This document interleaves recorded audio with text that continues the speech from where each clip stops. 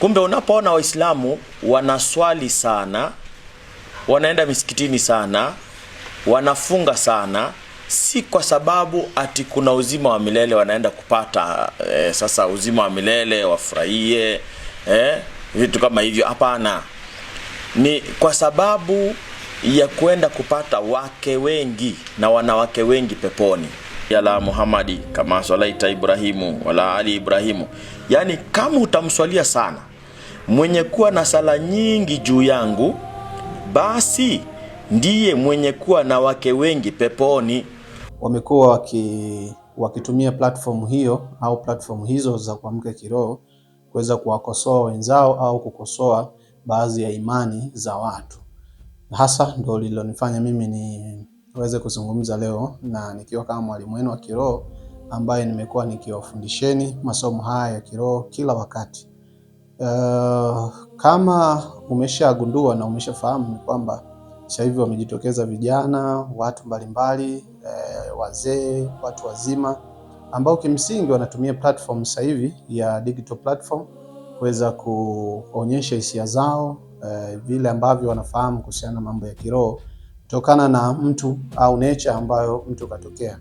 Mimi sina tatizo na hao kwa sababu wamekuwa wakifikisha ujumbe au wakitoa elimu kulingana na vile ambavyo mtu ameelewa.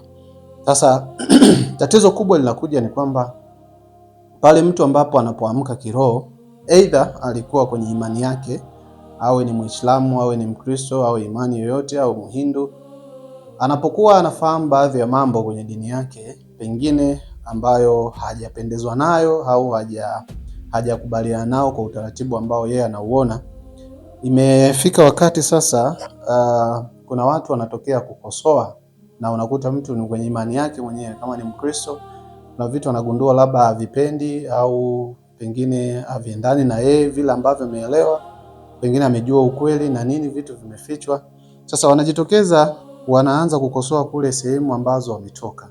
Mimi niwaambie sio sahihi. Kwa watu ambao wameamka kiroho na wana hekima katika kujifunza masuala ya kiroho, haitakiwi kuwa hivyo na hutakiwi kufanya hivyo, kwa sababu ule ni msingi.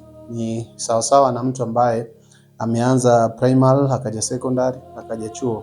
Kwa kuna vitu ambavyo pengine walioko kwenye imani hiyo au wako katika Ukristo wako kwenye level yao. Kwa hiyo wanapaswa wao kama wao, kwa mtu ambaye yuko kwenye level fulani afahamu hayo, alazimishwe kuweza kufahamu vingine ambavyo ni behind na hivyo. Kwa hiyo ni muhimu kuweza kufahamu hilo. Lakini kuna ambao pia sio imani yake, lakini anamkosoa wa imani nyingine. Kwa mfano Mkristo anamkosoa Muislamu, Muislamu anamkosoa Mkristo, au wengine wanasema waabudu masanamu, wao wengine sio wanafanya nini. Kwa hiyo unaona jinsi gani ambavyo maneno ya kutupiana hapa na pale yamekuwa yakijitokeza sana. Niwaambie tu kweli kwamba swala la kuamka kiroho halijaanza leo wala halijaanza wakati huu.